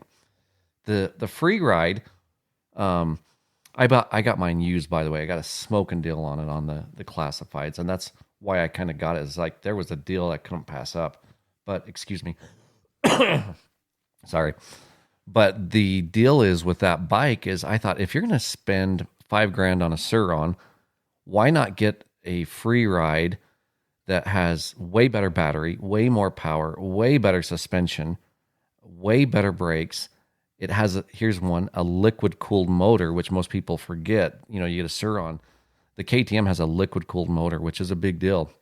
The Sur-On's air-cooled, it looks like. It's air-cooled. And so I thought, if you're going to spend the money on a Sur-On, and the acceleration on compared to the two is not even The free ride will crush The it. Suron is more like an e-bike than a dirt bike. I'm just looking at it right now. And it is. So I'm not trying to say the Suron's a dirt bike, but I was looking at buying kind of a nice e-bike. And then through looking at what I really get, I felt like, yes, it's twice the money as a Suron, but probably 3 or 4 times the fun. So that's why I bought the KTM versus that. So people are going to poo-poo the free ride. I'm not really here to defend it, but I'm just saying, as I looked at it from buying a Suron and then having to put all these upgrades on it, the free ride was way more machine. Yes, more money, but way more machine. What's the other e-bike that I see people riding around at? There's a couple in my neighborhood. What is that? It's not Razor. Shoot, I can't think of it. There's one that I can't think off the top of my head. My friend was going to buy it, similar to a Suron. Now I can't think of it. It's on the top of my head, but it's similar to these bikes. And Yes. they almost look like it's a cross between a mountain bike and a dirt bike. Whereas no pedals though. Yeah. But even the marketing material that they show, people are dressed more like they're mountain biking, like they have shorts on. You know, they're wearing, like, here's some stuff on like Suron's website, and there are dudes with like wearing Vans shoes with shorts and knee pads, and they're riding this Suron. And I'm like, when's the last time you were dirt biking and saw somebody wearing Vans shoes, like a low top shoe? No, this is not happening in dirt bikes, because we know our feet will be exploded in 2.9 seconds when we hit that rock that you can't see. So they're even marketing this as like, well, this is like, it's kind of like mountain biking, but maybe a little bit more intense. So I agree with you. The KTM Freeride is marketed as, hey, here's an electric dirt bike, and hopefully the Stark is just the next level up on that. The e-bikes, though, have exploded. I mean, you look at how many they're selling of those Surons and this and that. I mean, people are buying those things like crazy. Even just the electric assist mountain bikes, are crazy. They're crazy, and they're cheaper than, like, if you go to buy a like super high end top mountain bike that doesn't have electric, you could spend like $15,000, and then you can get into like $4,000 on an electric assist bike and wax those people up and down the mountain that bought their like super lightweight, because in mountain bikes everything is about lightweight, and so you get these carbon fiber things and everything, and then all of a sudden they started like, hey, have electric assist, and now the weight doesn't matter because it's assisted by that, and the cost isn't even as much. I just think it's crazy. We were in the mountain bike shop the other day with my son's bike, and there's this like $12,000 specialized whatever, mountain bike. I'm like, this is more expensive than my KTM 300, and it doesn't have a motor. It's just crazy to me. It's the electric thing is a whole, it's an interesting thing. However, I guess in short, my revelation on it is, it's fun. And then when you try it, it has its own element of fun. Have you been out on one, Kyle? I haven't yet. So I guess until you experience it, it's really hard to communicate, saying all these things. It's hard to communicate the experience. So it's its own experience. I think if you look at it, though, as its own experience and not try to say, oh, it's going to replace the hard enduro experience, then it's a lot less disappointing. In fact, it's kind of like I say, you find that it's its own thing. It's a revelation in this whole new experience you can have. It's fun, but it's not going to be an 80-mile day out on the, you're not doing that. There's short rides. You just adjust your mindset. But still, you lower your expectations. It sounds they're like still capable. I'm surprised where I've taken this thing. It's fun. I've had it on Hell's Revenge. I took it on every obstacle on Hell's Revenge. The first ride I got it, which is one of these Jeep tracks down in Moab. Yeah, so right? Let's go to Moab. So Slick Rock. It's not a long trail, so I knew it'd have plenty of battery, but it has some really. I mean, you got all these. And I wouldn't consider Hell's Revenge a super technical trail, but it's got some good obstacles on it that you can go do. The escalator, and it's got some good stuff. I mean, legitimate, some stuff that's fun to just ride. And so I put that free ride through it, some super steep pulls, some of those bowls. You've seen the bowls maybe where you get the bike in the bowl. And that's where I first noticed that the traction with the clutch is lacking, is coming out of one of those really steep bowls where I couldn't modulate it like I could on my 300. But still, I took this bike, put it through all these obstacles, and it was fun. I mean, these guys were all behind me on their bikes, on gas-powered bikes, and it was a whole new experience. It was like, this is cool. This is fun. This is, and my daughter, going back to, my daughter likes the free ride. She'll get on that thing and you can dial it back on different settings, right? Yeah. She'll get on that thing and she's not intimidated and she loves not having to shift. So there's this element where you might really have something with these electric bikes for the right people. Like my daughter loves getting on that, no clutch. It has the ability to be tuned so she doesn't get over her head, but still it's fun. So yeah, I'm in on the electric thing as its own thing.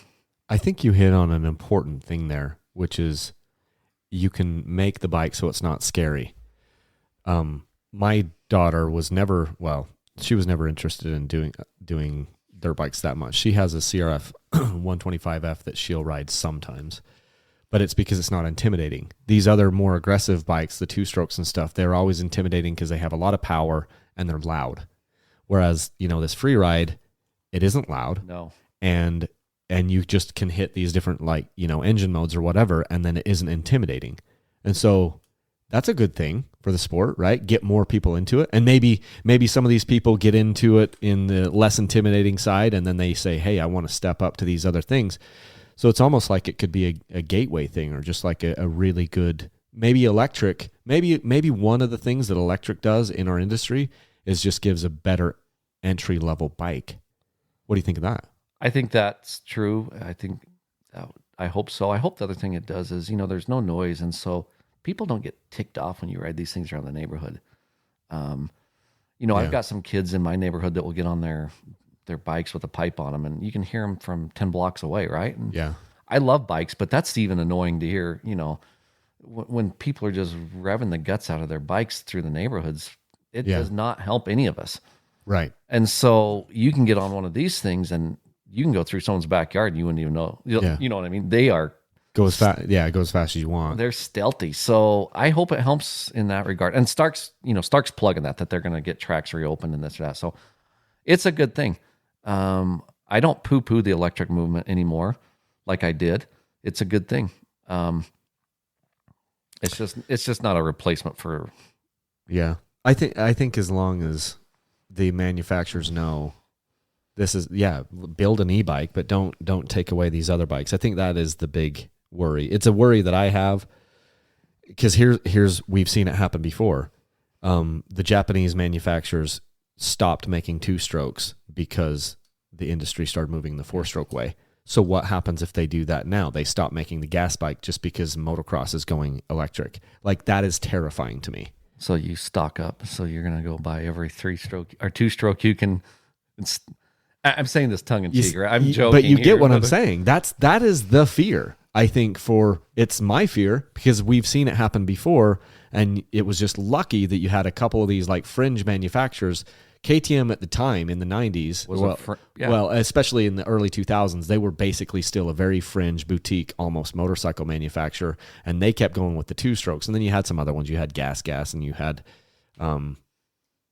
Husky or Husaberg or whatever. But you had much, much smaller companies, and I just feel like we were extremely lucky to even have the two strokes that we have today. If it wasn't for some of these fringe companies, we wouldn't even have them.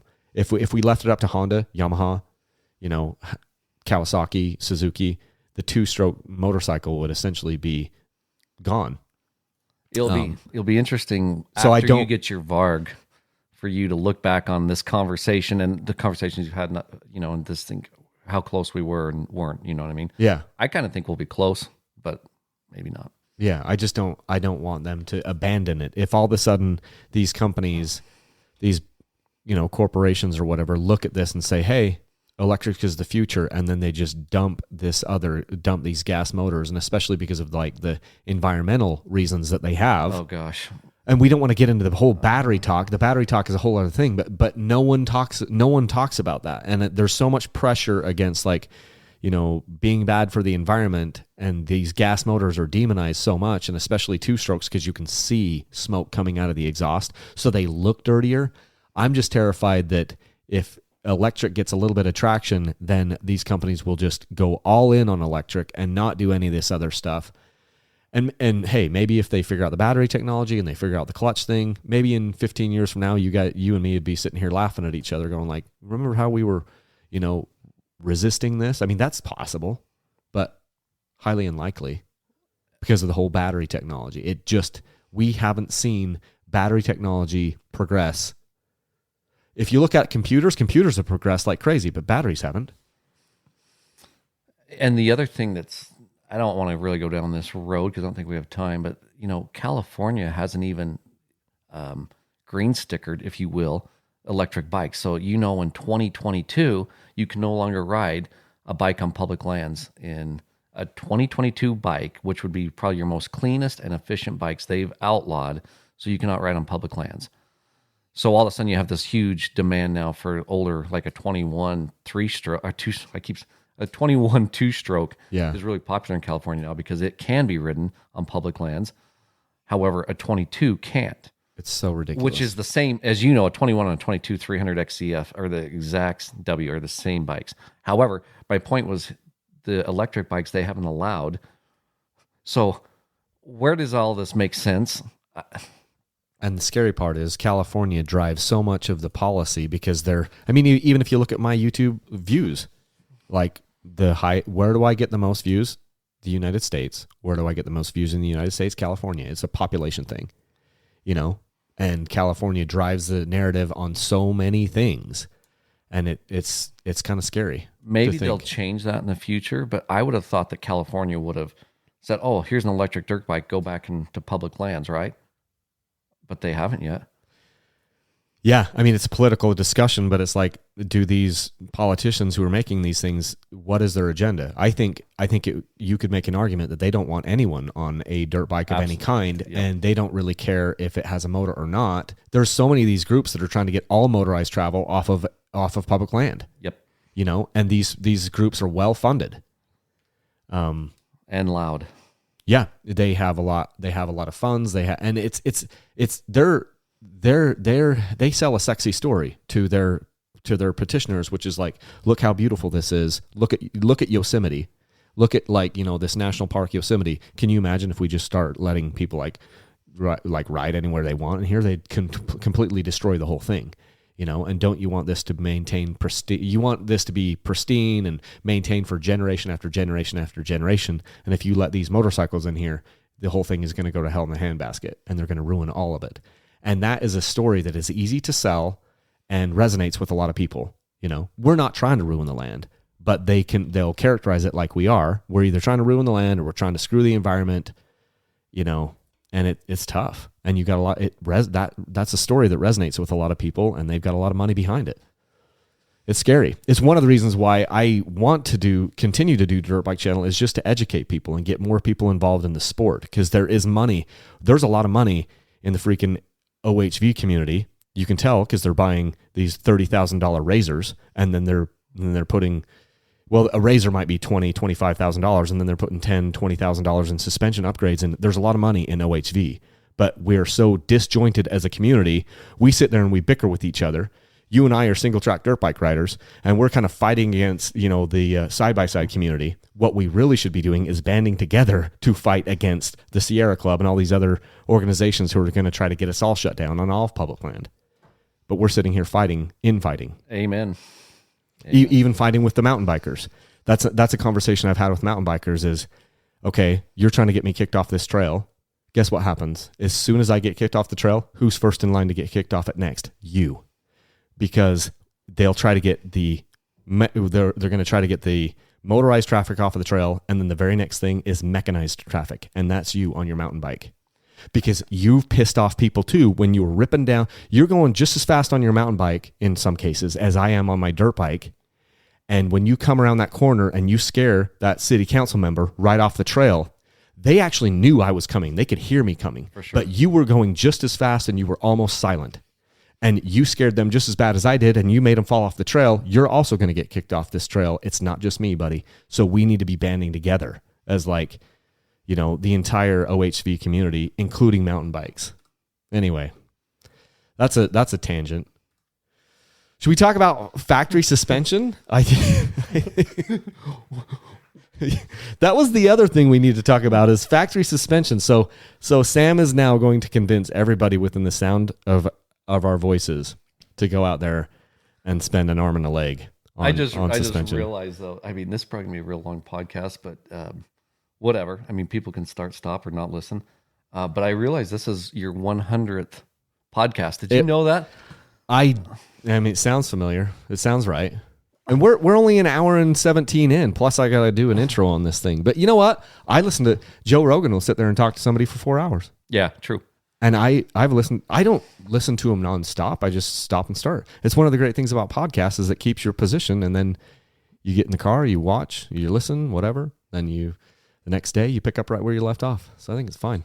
Factory suspension. All right. So we just talked about my deal with electric bikes, right? Kind of a little bit of a revelation.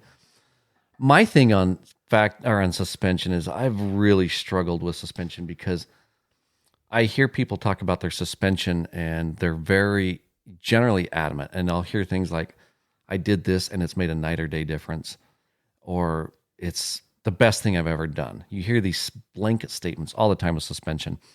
And I don't know if some of that is because suspension costs generally one of the most, can be one of the most expensive upgrades you do. And so we tend to kind of defend where we spend our money, right? I 100% agree Whether with that. you agree or not that it's the best, but hey, I just spent whatever, X amount, which was probably in the thousands on this, and now it's the best thing ever because I've got to make myself... The placebo effect. You're wanting it to make a difference so bad that you're grasping at straws. And you want people to agree with you online, right? You want to say, oh, I bought this and this is the best, right? And you say that and it makes me feel real good. Oh, this is the best. In some cases, you're justifying the purchase. And the more money you spend on that, the more you're going to justify that purchase for your own freaking self. It's for your ego too. And it's also to make sure that you didn't make a bad choice. So I believe that is a huge part of it. Getting unbiased information is so hard, especially on suspension. I see these statements and you don't know what to believe. I mean, generally as a whole online, my take on things is I'll look for a consensus in a large amount of things. So I won't just take what one person says and that's the best ever, right? But generally you'll start to see patterns emerge about things. And you'll see this with problems with bikes, like certain things. You'll just see a consensus start to kind of, there's a pattern. And with suspension, I don't see that. I mean, it's all over the map. It's all over the place. And so it's very subjective too. Like what I like, you might not like. We could go out and, you've got your suspension set up a certain way. We could go down the same trail. We could have the exact same bike, but we want different things out of our suspension. A great point. So suspension's a hard one. And I've struggled with that because I have tried, as a little background, I've tried a number of different kits and brands. And I'm not going to go into different shops. I've tried. Oh, let's throw some shops under the bus, Sam. Come on now. So I've tried different suspension. Yeah, I've tried this, right? But I've tried different manufacturers of stuff. I've tried the K-Tex and like the Gold Valves and KYB conversions. And to be fair, you have to put a lot of time on suspension before you can draw opinion. You can't really just hop on someone's bike and say, yeah, I've tried this. Yeah, which is what a lot of people do. They go off to some track day or a ride day or whatever, and they rode the bike for 15 minutes, and they're going to do a review on the bike and or suspension. Yeah, and so you see these guys, and some of them will be really loud online. Oh, I tried this, and it's garbage, or it's the best thing ever. And so I've put suspension out when I've decided that I just have to try it for myself and make my own opinions on suspension and not really listen to what others have to say because of all the things we just mentioned. So that's kind of a pretext. I've tried stuff and I've kept going back to the fact, Kyle, that I'll spend $1,500 on a revalve job or something. And I'm like, I mean, it's not bad, but I just think, I don't know that I'm sold on, I wouldn't do it again. That's kind of the short of it. You know what I mean? Yeah. So I've done this on a bunch of bikes and I've always gone back to stock suspension, which generally for me, I'm not a professional, but will generally work for me. But you're a far above average rider, especially in what you're doing. I mean, it'd be hard to characterize, but I would just say you're a very skilled rider from what I have seen. Well, thanks. But I've gone back to where I'm just riding stock suspension everywhere. And then this last year, I'm not going to get how I got there, but I had some downtime and I was starting to look. That's another podcast. It sounds like if you had downtime. Sounds like another surgery or a broken arm or something. Snow bike, exploded clavicle, plate screws. We'll just leave it at that. Oh, okay. That's another podcast. I've got downtime, so I'm thinking about suspension, and I'm going to do something again. And I came to the realization that I'm going to try I'm going to try the best. Now, that's going to be a blanket statement where okay, that's subjective. But this is my thinking. Top of the line from WP. So on I'm your going to KTM. get the best. So I'm going to get cone valves and track suspension on my bike and try it. Which is approximately how much money on top of what? Like, how much did that? Maybe we got to say, we have to. I'll say I have it on my bike right now. Okay. I think that's a fair point, though. So I'm going to go to the top level, and I'm going to see if this is good. So we're talking on front cone valve A-kit suspension. And there's a bunch of asterisks I need to add to this, and we'll get to it. But we're talking $4,000 on forks, okay? And then we're talking another 22, probably. Depends on what you're doing and the tuning. But you're going to spend on the shock 25. So you're going to be $6,500 into a setup. Now, I decided that you need to use someone that knows what they're doing. Don't just go buy suspension because it's cone valve. Oh, I've got cone valve forks now. That isn't going to do it. That it's is going to the be too biggest stiff. mistake. You've got to know what you're buying. And what I found the valving makes all the difference. Is there's a lot. Not only the valving, it's like with the you can get different lengths. You can get of the forks. So mine are 5 millimeters longer than stock. I noticed that on mine. And there's a lot to know. And so you really need help. Just don't go buy some used cone valves to get the cone valves for the point of I own cone valves, because you'll be disappointed and you'll be one of these people writing online, I bought cone valves and they're the worst thing ever. So I think you really need to know what you're buying. There's a lot of options with this. It needs to be set up for how you ride. So you need to employ the help of a professional shop that knows what you're doing, that you can communicate with, that can set it up right. So that's the first thing to know is you've got to get the right suspension set up. However, I did that. So you're going to spend all this money, but I also learned that this is the flip side of that, the used suspension cone valves are selling for a ton of money. So I figured I could buy the suspension, try it. If I didn't like it, I'd sell it, and I would be less money spent than if I had just done a revalve. Yeah. Right? So I was like, I can go buy this, try it. If I don't like it, I'll sell it. And that's the truth. People are selling their used stuff all over the place. Would I recommend buying it? Unless you know exactly what you're buying and are willing to spend the money to get it revalved, I wouldn't buy used. I'd spend the full money. However, people do. But if you know what you're buying, fine. But I think what I'm saying is you need to know what you're buying, and you need to make sure you're getting exactly what you need. Otherwise, I think you're going to have a less than great experience with spending this kind of money. So I bought this suspension. And here's what I did do is I bought this suspension, and I have two 300s that I ride. I ride identical bikes because I like to have the redundancy in parts. And for me, I've used that a lot where I've wrecked a bike. I go get the other bike out. I keep riding on multi-day trips. But I went down to 5 miles of hell. I rode with my A-kit factory suspension after it's set up. I'd done some tuning, changed the clickers where I felt I should be, rode it on 5 miles of hell, and then turn around the next day and rode my 300 with stock suspension, same trail in and out. Rode it. And so I had this comparison that I wanted to do, having gone from stock to this. And so where I started to really see differences is when I first got on the A-kit suspension.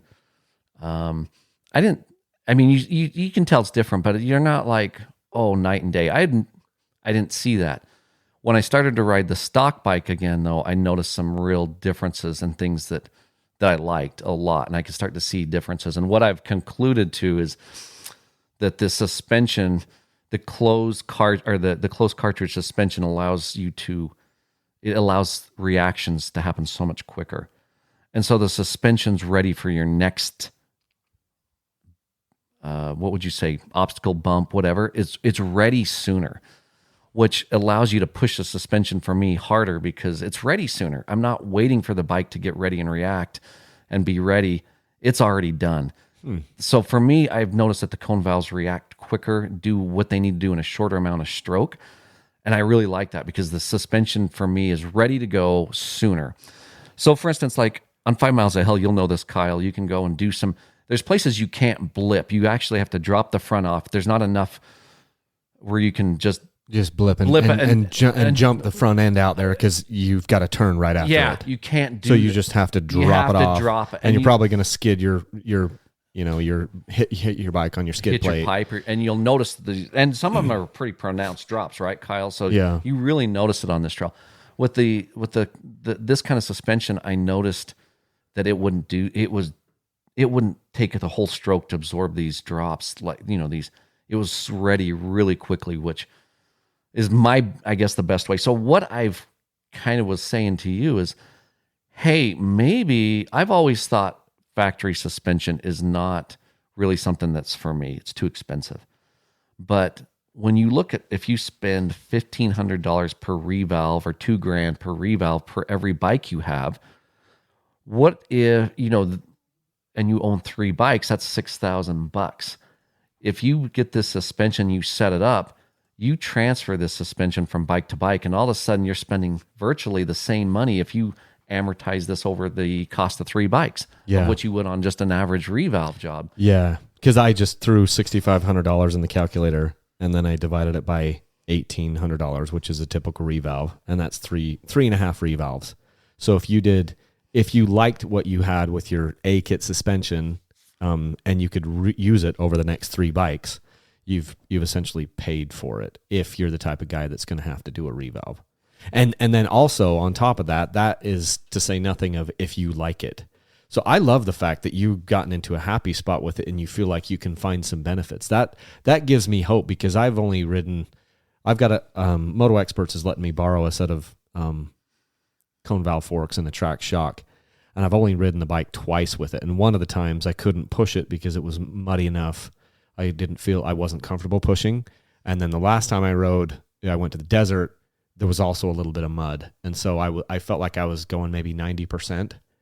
And so I still need to put more time on it. People have asked me, like, what do you think? And I'm like, I'm not ready to start speaking about it yet, because I don't feel like I have enough time on it. Where it seems like you have enough time on yours that you're starting to develop some opinions about it. Here's something that I noticed from me. This is just me. This is a huge thing that I noticed with it, though, is I like doing drops. On my stock suspension, open cartridge, the biggest drops, I've done 7-foot drops on. That's a big drop. That's a big drop, but I feel it in my wrist. It hurts. And I've done it numerous times. So I know stock suspension will do a 7-foot drop. People say it won't, it will do it. But I mean, you're going to bottom that suspension. I've got pictures where I've still framed my video, and you can see the suspension totally just bottom. You can bottom the suspension on a 4-foot drop. Absolutely. On these enduro bikes. Absolutely. But I'll feel it in my wrist. That's where I'll notice. I'll come off those and I'll feel it. And now with this, it's even more going to be pronounced, but I'll feel it.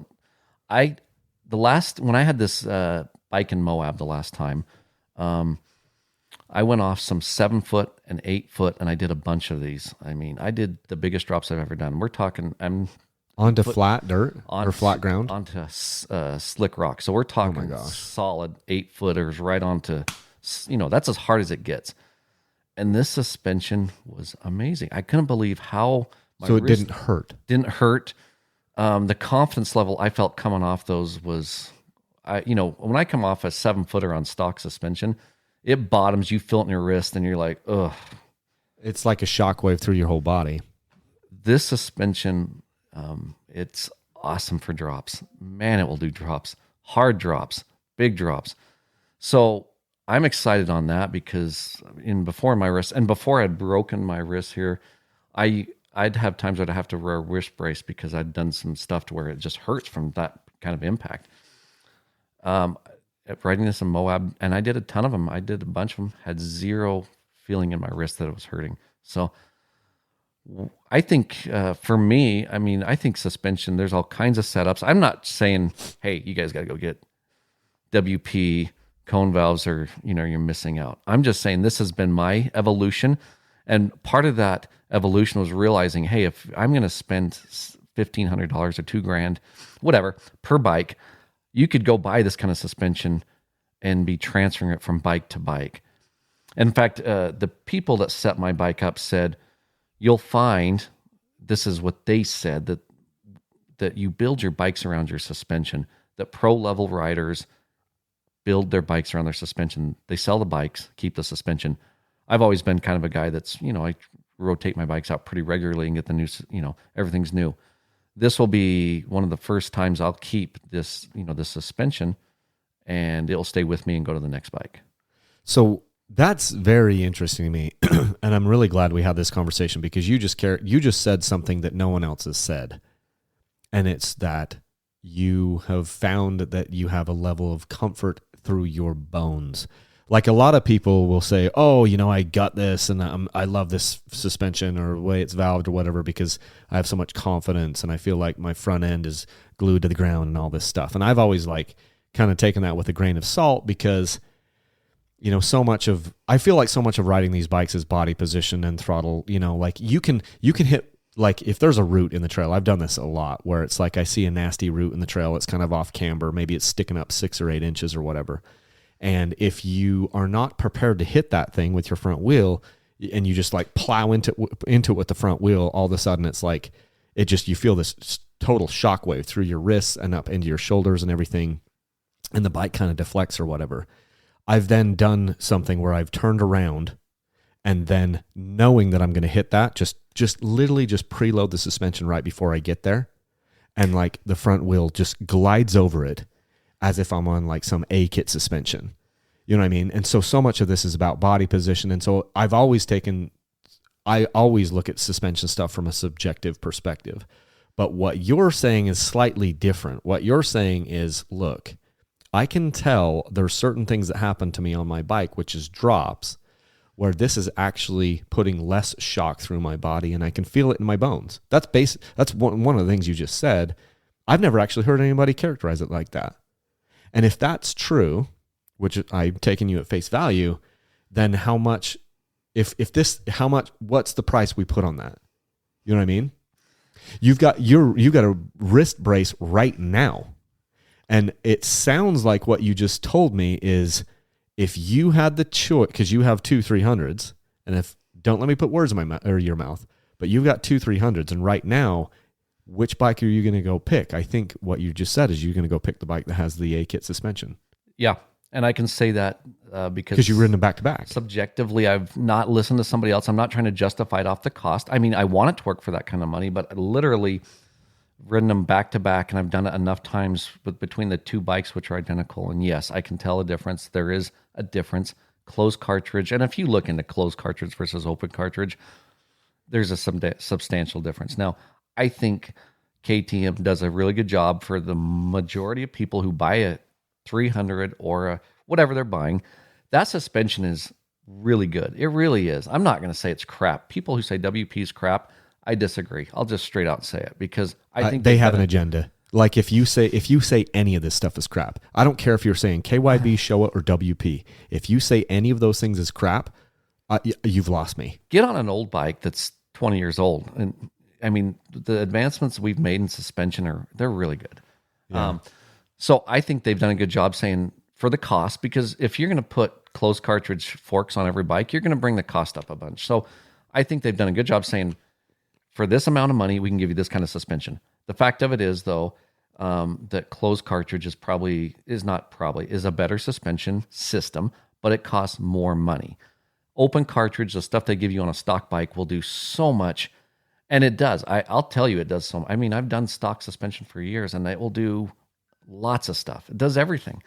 But if you get to the point where, medical costs it doesn't take much to spend $6,000 on a medical problem. So what I'm saying is, all things considered cost-wise, it might make sense for you to say, well, if my wrist really hurt or this really hurts on me, maybe it makes sense I put the money in the suspension and get really good suspension. For me, it's cone valves. It's this suspension. I'm saying I really like this. I'm happy. But it could be a KYB. It could be other things. But I'm saying it might make more sense to say, well, rather than just spend the minimal amount so I feel like I did something with my suspension and I'm buying something, maybe you spend the full amount, go to the top shelf, amortize it over several bikes. For me, now that I have a broken wrist, I'm all in on having better suspension because I know what this feels like on the drops. I'm still doing drops, Kyle. I'm just going to do them on, rather than stock suspension. Even though I broke my wrist, I'm not stopping the way I ride. It will heal. I'm interested in having the suspension help me more though than brute strength, maybe, if that makes sense. Yeah, it does. I do have a follow-up question on it because I'm reading from your email. You said, Kyle, factory suspension. I am now converted, period. And then you say you think it may be getting overlooked. Here's my follow-up question to that, because I think we've covered that. Are you riding the bike any differently now because you're doing hard enduro type stuff? What are you doing to protect that fork? Are you putting fork shoes on it? Are you putting like different types of protection? Because if you're telling me you're going to move this from bike to bike to bike, and we've got to make this these cone valve forks have to last for 3.5 bikes before we've broken even. How are you protecting that, or are you even thinking about it? Are you riding the bike any differently, knowing that you've got a very expensive fork on the front of that bike, and sometimes they get nicked and they get hit, right? Is that changing the way that you're riding, or no? What are you doing? Be it. I've always felt, we had this conversation the first podcast we had, that parts are replaceable. Now, I'm not out to destroy the suspension. I have on all my bikes as much protection as I can put on. I put sleeves over the suspension. I put guards on everything on my bike that I can guard. Now, I don't try to overdo it, but there's certain things I break over and over. So I try to really guard my bikes as much as I can. So the forks are as protected as I can protect them, yes. Cone valves have to be serviced more than probably your stock suspension. So I'm planning on, but these components, and as an engineer, I can say this because I've had them apart, I've looked at them, are well made. And I think with proper service, you're going to get hundreds and hundreds of hours. If I ding the tube, I'll replace it. If I ding or scratch up that's part of the game. For me, it's like, fine. I'm not interested in having a show bike in the garage that's perfect. And I mean, I want my stuff to last, but I'm really of the mindset I like to use my stuff. Yeah. So if I use my suspension up in a few years and I have to replace an outer tube, fine. If it's beat up and I've got a lot of joy out of it and it's saved me some medical cost, money still ahead. Or even comfort, which is something we can't really. But I guess the point my revelation that I would say to others is, hey, maybe look at factory suspension a little harder than you had, because if you are amortizing it over the cost of multiple bikes, which I'd never looked at that point. I've always looked at it per cost per bike, which, that's not the case now. This suspension can be amortized over the cost of several bikes, which makes it way more affordable. And if it works for you, hey, maybe look at it that way. We haven't even talked about the track shock. Like most of what we've focused on here have been the forks. Have you been able to tell a difference with that shock? So a little point to all this is I was curious to know what the difference would be. So I just bought my forks first and rode it with a stock rear shock and did forks only. Okay. And then I've added the track suspension. I would say this is just my take on this. This might blow up, but if I was only going to do one, I would do the forks, and I would do a little bit of tuning. So my shop said, hey, why don't you look at not putting a progressive rear spring on that? We have found if you put a standard rate spring on your rear shock, keep it stock, run it with that you'll get some good results. You try it and see if you like it. So I did. I put a standard rate spring. I rode it with the stock progressive rate spring. Then I put the standard rate, or a non-progressive, so it's a little stiffer spring, and then I put the track shock on. I've tried all. I like the track shock because I feel like in whoops, this thing hooks up better. It does. So, but if it was only buying one, or I only had enough money to buy the forks, I wouldn't let that hold me back. I'd buy the forks only if that's all I had and go that. Now, to add to all this whole conversation, Kyle, when I was looking at this, I decided to try the WP 6500 kit as well. So this goes back to closed cartridge. So WP has a kit that you can take out of your stock forks, drop this kit in, and convert your open cartridge fork to a closed cartridge fork. This kit is like a drop-in kit. It's a drop-in kit. A couple things to be said about that. So this is half the money. You're talking about $2,000 to buy this kit. It's even less than that, I think. But I did some tuning on it, which I think you need to plan on doing tuning. I think 100% on any of this stuff, you're going to have to do tuning on your cone valves, most likely. You need to. If you're not spending the money to have someone tune it, Get it from a shop that knows kind of what they're doing, because it can't be set up for motocross. You're going to be setting yourself up for failure, I think, if you do that. So don't go halfway here and spend a bunch of money, but don't. So anyway, I was $2,000 into having these forks, and I actually bought a set of air forks, which you don't need to do, but I bought a set of air forks, took them out, and had them put the 6500 kit in, which you can do. And I had them lengthened to the same length as my A kit. So I don't remember the length. They're a little bit longer than stock. But the reason I did this is now I can take these WP kit with me on the next bike as well, if I liked them. I did this 6500 kit test at the same time after I'd kind of been comparing. So now I have a 6500 kit on my 1300, and I have the cone valves on the other kit.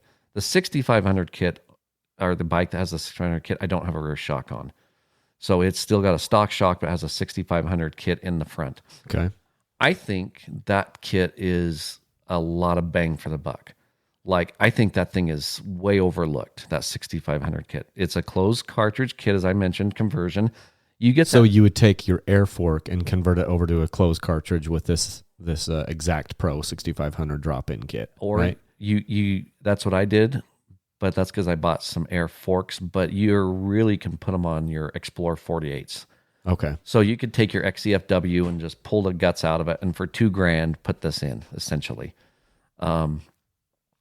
And this kit is good. It is good. It's so funny to me because I like with both of these A kit suspensions, you lose the finger clickers, which is one of the things I've loved so much about WP is they give finger clickers. But now on that, both of these kits, the cone valve forks and this Exact Pro cartridge, you lose your finger clickers. Mine have it, so you can spend $100 and have them put them on. So I did that, and I agree with you. It's so stupid not to have them, but my A kit has finger clickers on it. Love it, because you got to make the adjustments on the trail. So I would just say, hey, if you're buying A kit suspension, get the little conversion kit that's $100 that makes it. They do have that really big flat donut screwdriver thing that is the best that I've seen, but still, why can't I just control this with my fingers? I don't know. Have Kevin hook you up with that conversion kit that puts the little, I guess you've already got them, but you can get them. But they don't come with it, which is... The thing is, I'm just testing the ones that he's got for me now, and I have to make the decision if this is something that I want to do going forward. And you've actually made the most compelling argument of, and I haven't ridden enough. I haven't ridden it enough to know, but if what you're telling me, I mean, I'm open to the idea.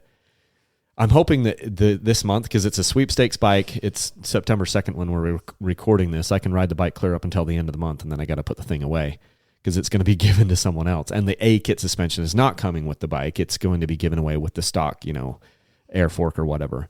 But I have to decide if this is something that I want to buy into and then move from bike to bike to bike. One of the problems I have is I don't get to put that many hours on a lot of these motorcycles with the way I'm riding them, because I'll typically ride 6 or 7 or 8 bikes a year. So I don't get a lot of time on them. But it would be nice, to have something where I'm like, this is A kit on this bike, and just see. But you've done it right, where you had 2 bikes that were identical, and then you were able to ride them back to back. And especially if you can ride them back to back on the same trail, that 5 miles of hell trip is the most interesting thing to me, because you're able to just ride 2 bikes identical on the same trail, and you're like, wow, one of these bikes is beating me up more. One of them is absorbing more, and one of them is faster, ready to react, and it's not hurting my wrists as much. That is the main thing you've said that I've heard, is I'm like, hey, this isn't shocking your joints as much. And that's something that you can't really put a price tag on. Now, could we valve our fork or whatever, our stock fork, in a way that made it much better? Yeah, you probably could. So much of this is about valving, just like we said. You can't just go out and buy. And the other thing too is these cone valves that I'm testing, it's 4 pounds heavier than my air forks. Yes, they're heavier. I weighed them. My air forks off my 250XC were 15 pounds, 15 ounces, so almost 16 pounds. And then the cone valve was 19 pounds, 15 ounces. So it was 4 pounds exactly heavier. So that's the downside to closed cartridges. You have a lot more components going on, more valving, so it's more weight. And so it's more cost, more weight. And so as a manufacturer, as KTM, it does make sense. You're going to save money and you're going to save weight. and an open cartridge fork that they put on stock, like the Explorer 48, will probably do what a lot of riders need it to do. It will. It'll do. Yeah. So it makes sense. So there's method to this madness why they're doing this. But yes, you're getting a much more complex fork on the internals with a closed cartridge, cone valve, or a WP. You're adding weight. Yeah. It's good though. I mean, I love the fact that we can have these conversations. And there's no right or wrong with all this stuff. It's one of the things, and you get this with a lot of different sports, but there's so many cool things inside of our sport where, you know, we have these amazing motorcycles and there's all these different components that you can put on and everyone wants something different. So there's this whole ecosystem of aftermarket stuff and it makes things a lot of fun. Like at the end of the day, these bikes are like big erector sets for us. You know, same thing happens in the gun community. I have AR-15s or whatever, and people will spend their lives just making, AR-15s, and they love it. And guys like you and I have kind of gravitated towards these dirt bikes, and they give us so much joy. And there's so many fun things about them, fun things that you can do, and upgrades that you can make, and everything is, we can debate the pros and the cons and everything, and people have to make up their own minds. And I just think it's awesome. So I've loved the conversation. I think it's been helpful. It's been helpful for me to just kind of like open my mind a little bit. So thanks for coming over. We've done the gamut today from electric to 500s to suspension. I mean, we've kind of bounced around. It's good though. It's good. I'm so sad that you didn't get to go to the Himalayas this year. So I don't know if I'm brave enough to do that. I think I might go over there and get some like tapeworm or something. Hey, it's just a memory. It's not a memory if it comes back with you. My stepmom she was in the military. She she was deployed in Iraq and Afghanistan and Turkey.